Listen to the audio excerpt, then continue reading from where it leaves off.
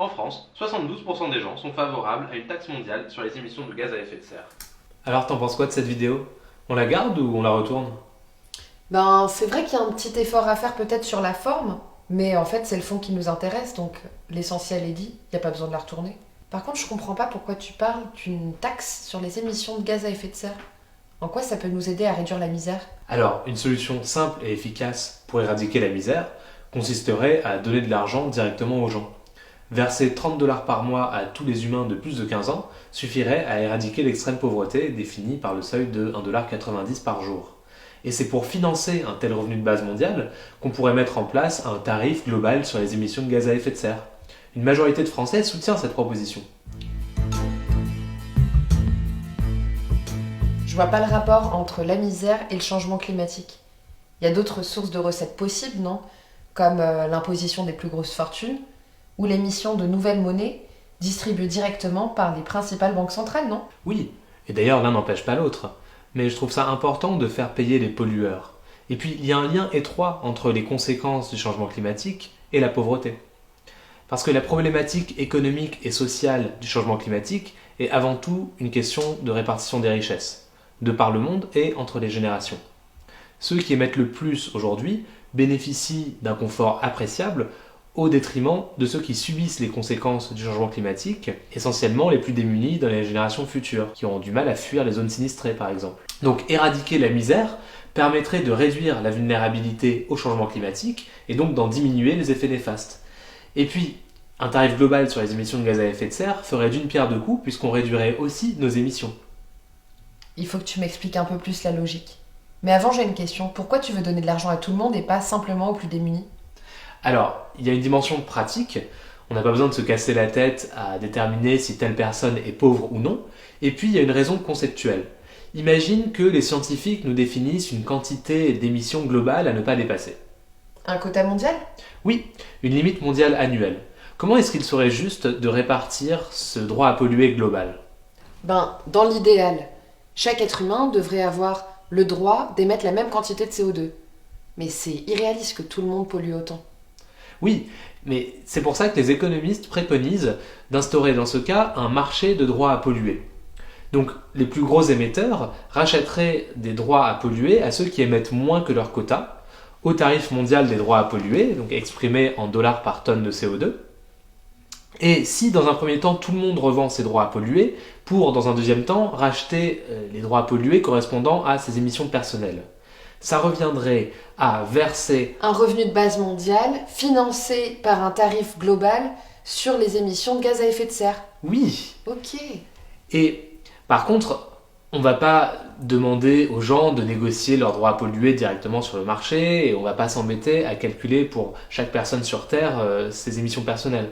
Ce qu'on ferait, c'est verser le revenu de base et on ferait payer les entreprises émettrices, comme les compagnies pétrolières, qui vont répercuter ce coût en hausse des prix. Et au final. Bah, c'est les consommateurs qui payent. Mais le système que tu proposes, il n'est pas vraiment équivalent à une taxe. Puisqu'on fixe le niveau d'émission, mais on ne connaît pas à l'avance le prix d'une tonne de CO2.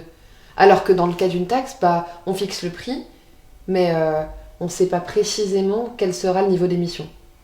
Oui, c'est la différence entre une taxe et un quota. Et il y a un débat d'experts sur le sujet pour savoir lequel des deux est préférable. Mais bon, ce débat est secondaire puisque dans tous les cas, on pourra ajuster le montant choisi en fonction de ce qu'on apprend sur le climat et l'économie. Et c'est le genre de question qu'il faudrait régler démocratiquement au sein d'une assemblée mondiale dédiée au climat.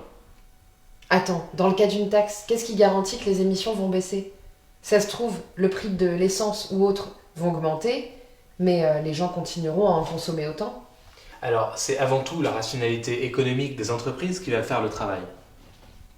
Si le prix des émissions de gaz à effet de serre est suffisamment élevé, le charbon, qui est actuellement la source d'électricité la moins chère bien souvent, deviendra plus coûteux que les panneaux photovoltaïques et les centrales à gaz ou au fioul moins rentables que les éoliennes. Sur ce graphique, tu peux voir le montant de la taxe nécessaire pour que chaque type d'émission devienne moins rentable que l'alternative non polluante. Ok. Pourquoi le prix il est négatif là? Alors, un prix négatif, ça signifie que des gens ont un comportement irrationnel économiquement parce qu'ils émettent des gaz à effet de serre alors qu'il serait moins coûteux pour eux de ne pas le faire. Par exemple, en éteignant la lumière lorsqu'ils sortent d'une pièce.